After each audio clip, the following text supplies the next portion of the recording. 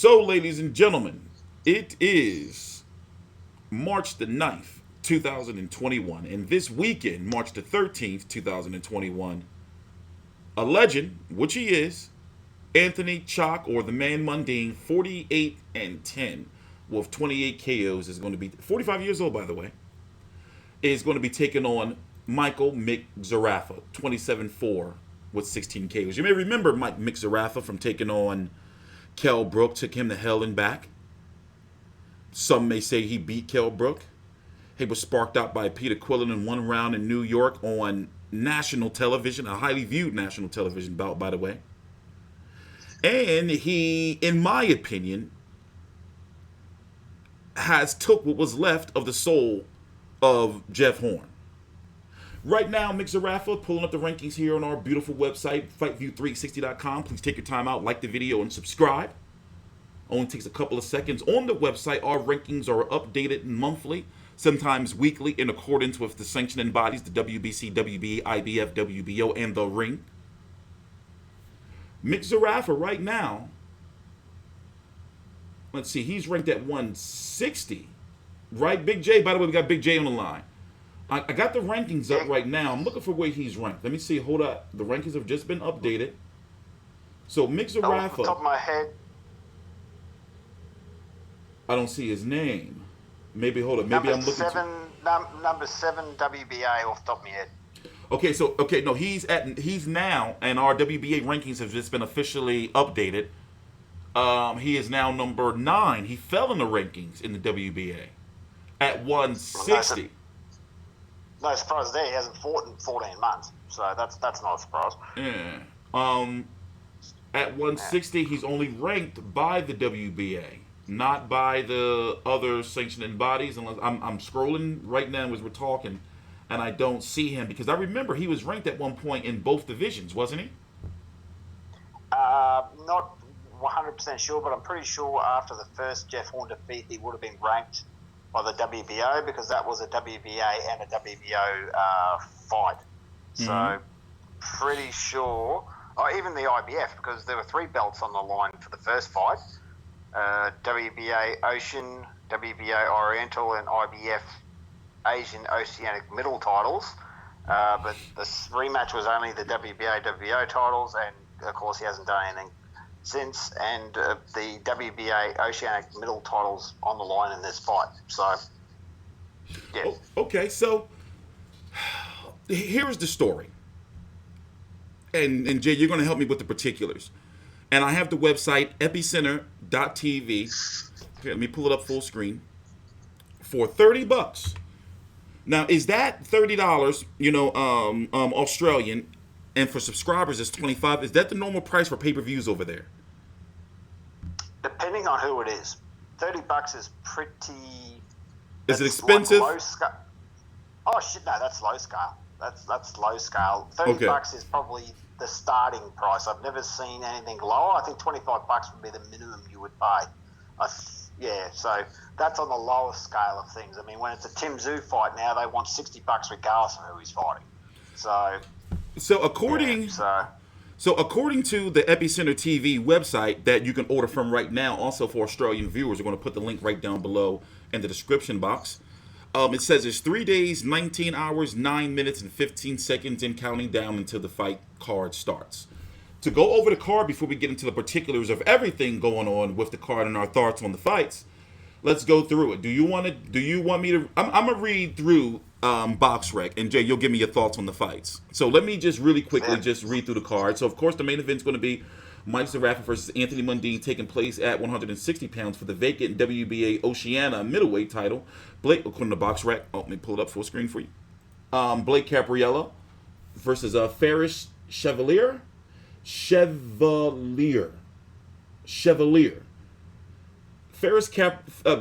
Cabriella versus Ferris Chevalier. That's going to be at 175 pounds. Shannon Johnson, undefeated Australian women's bantamweight fighter, correct? That's correct. Yep, she's dropping down to the bantamweight, I believe. Could be wrong, but I believe this is her first fight at that weight, or at least first fight at that weight in quite a while. I'm looking at her record now. Let me see here. Yeah, 122, 122, 122, 170. No, she had a bantamweight fight about 3 years ago, back in 2017. No, she's returning to bantamweight. So she's floating around the 122, 118. It's about 60-40 in the favour of bantamweight fights. So she Yeah. looks like she's returning to the bantamweight.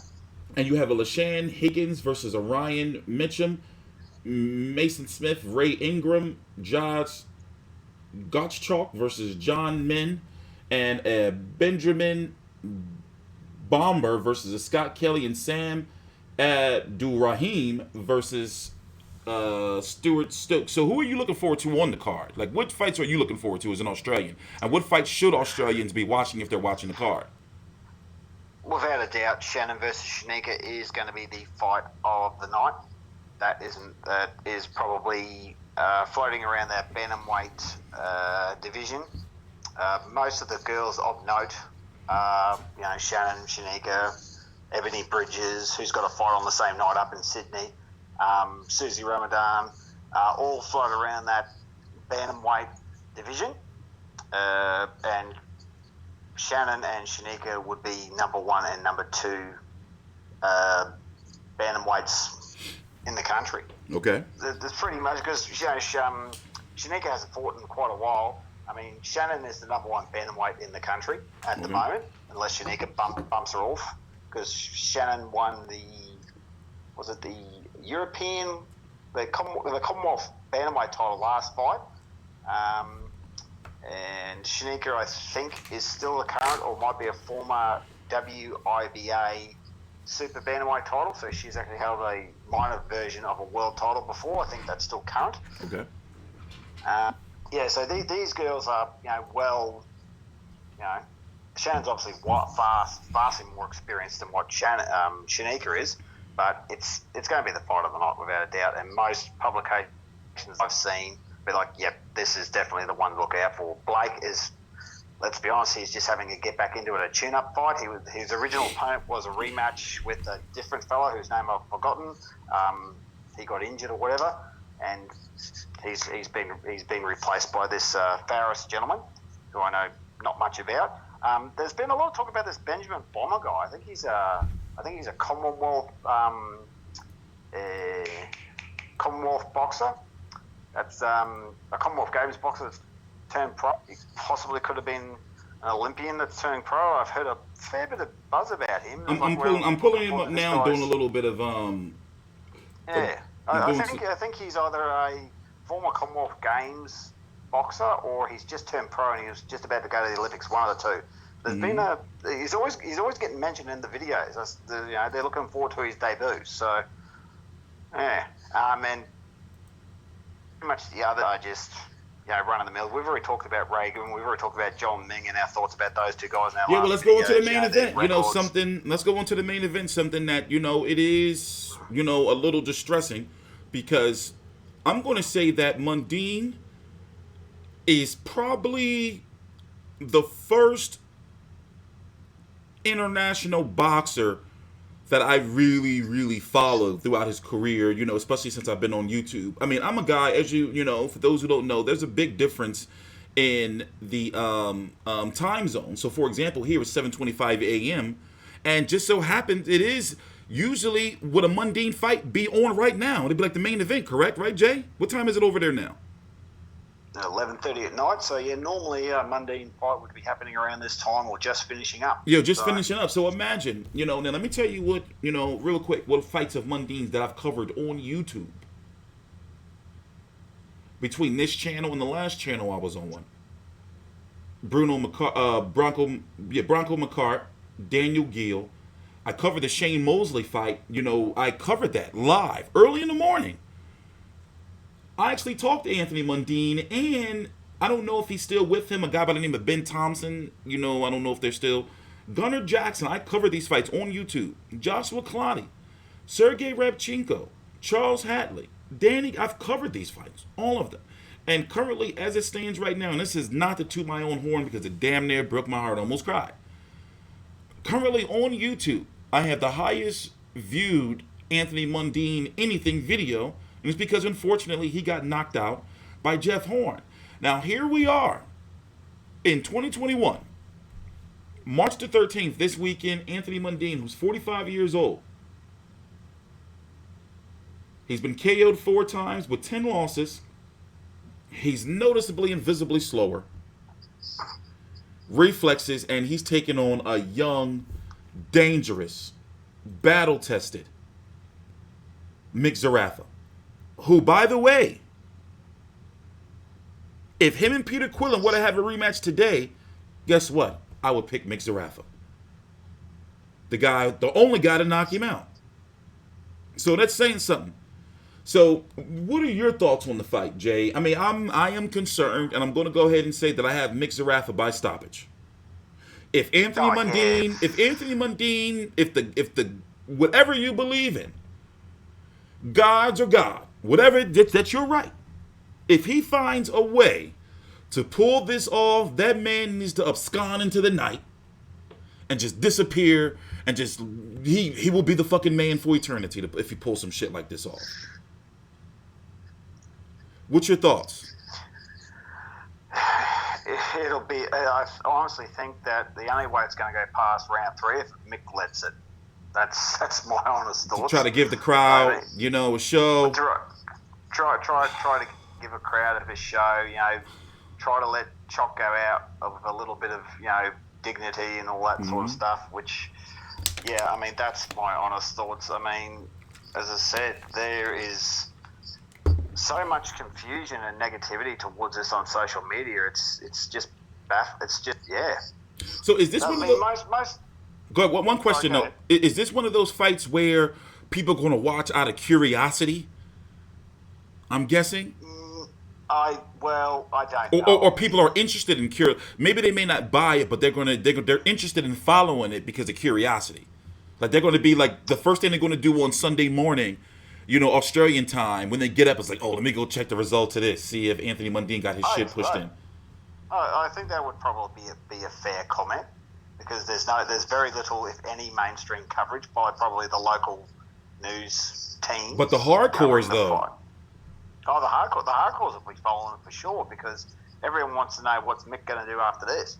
That's what most people are, because Mick saying that he wants the winner of Zoo Hogan and all this sort of stuff, and there's a lot of everyone's. There will be a lot of people that will go, oh, what happened on Saturday night? I dare say there will be a lot of people in Bendigo going to this fight.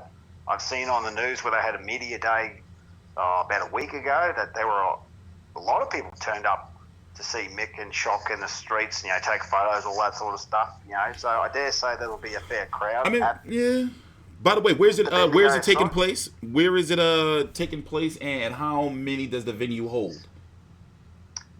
Bendigo Entertainment Centre, same venue that held Zerafa Horn 1. I think it can hold 6,000. The table seating, they might get 8, but I don't think, I dare say due to restrictions, they'll probably be able to have 50%. As I said the other day, the AFL is only allowed to have 50%. I'm pretty sure it's only a 50% capacity due to COVID. That would probably be a safe bet, even though out in regional Victoria there's been no cases. But yeah, I'm saying probably only allowed 50%. So 4,000 max. Yeah, that's just a guess. We did get a chance to talk to Mick Zerafa quite some time ago, but the video and the interview has been uploaded about a week ago. Can you give us just a recap on that and pretty much why he's fighting Mick Zerafa, why he's fighting Anthony Mundine, and why it makes sense?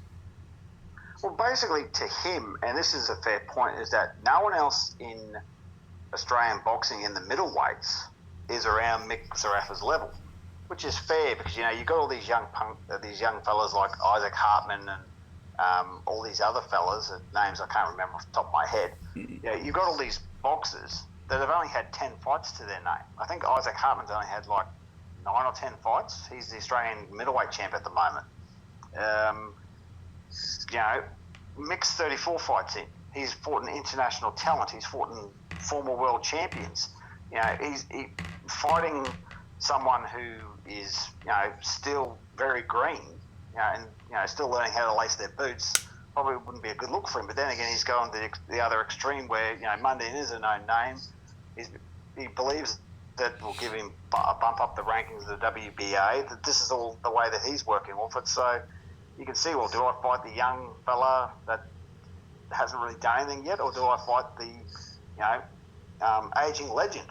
So it's 6 one, half dozen the other. I can see his point, because he really doesn't have anywhere to go, because the two blokes that he wants are fighting each other.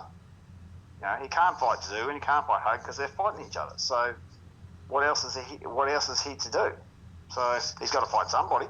As he said, he's not going to fight Canelo after a 14-month layoff.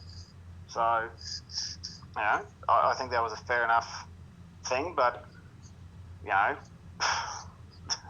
are other people out there besides Mundine. But he thought it was the best opponent that he could get at the time. And you got to remember, this fight was set up this time last year. So if COVID didn't get in the way, this would have been done and dusted probably this time last year. So the only reason we've been waiting for it was because of COVID. It's the only reason we've been sitting on it for so long. Otherwise, it would have happened a year ago. That would have been the end of it. So, but yeah, that was basically the general consensus is that Mundine really was the only one of the level that he could fight that was available. So. Yeah, well, let's just hope that Mundine doesn't get hurt. Oh well, yeah. Let's hope so. Because as it stands right now, the fight is not being televised here in the States in any way, shape, or form. Nonetheless, we are still working on some things to make sure we're going to be able to provide you full coverage for the card and the fight. I'm going to be here, regardless, and me and Big J are going to be here doing a post-fight video, regardless. Closing thoughts on the card and the event as a whole? Anything we missed? Nah. I'm getting more concerned as I'm thinking about it. Like, damn. Like, this shit probably going to be ugly. But actually, someone's on Facebook made a very good point the other day, and I can't remember his name. Probably shouldn't mention it anyway. So he's like, I don't know if he was talking about this fight or the Gallen Lucas fight. He goes, why do all these bullshit fights happen? And, this is embarrassing for boxing, and these things shouldn't happen. I'm like, well, hang on a second, mate. Think about this. If these fights didn't happen, fights like Shanika versus Shannon and all these young fellas, like, if you think about it. Right, that makes sense. Tim Tszyu never would have got his notoriety because Tim Tszyu, he first appeared on the Green Mundine 2 undercard, and then everyone's like, oh, that's right, he's Kostia's boy, blah, blah, blah, blah, blah. And then he appeared on the John Hopewadi Paul Gallen undercard when he took on Denton Vessel, and that's how he got his notoriety, his following. Paul Gallen said this the other day. He goes, I'm not doing this to be a heavyweight champ. I'm doing this for A, money, and B, give young boxers on the undercard the exposure, the mainstream exposure. They can build their own careers. I thought that's a great thing to say for Paul Gallen. And, if it wasn't for Mundine and Zerafa fights, we wouldn't get Shanika versus Shannon, which is probably the best female fight we've had in a very long time in this country. Yeah. So I think that's a very fair point. I mean, people are trashing it left, right, and centre, but it's not just Mundine v Zerafa. You do have other cards. You do have other fights on the card. Mm-hmm. So you've got to work within the positives. So people who these casuals who just don't understand boxing be like, well, okay, the main event might be questionable, but look at the solid undercard that they've got. Plenty.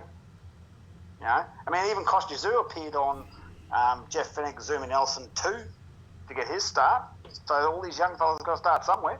So it's a great opportunity for young boxers to show what they've got. Or get a name. Like this Benjamin Bomber guy might be a future world champion. Who knows? So. Well, like I said, we're going to be here. Expect this is still a fight week for me for Mundine versus Zerafa, and luckily because of the timing of it being in Australia, I am going to be able to get you guys the final press conference, or we're going to be able to get you guys the final press conference and the weigh-in, since it's more in tune with my very erratic sleeping schedule.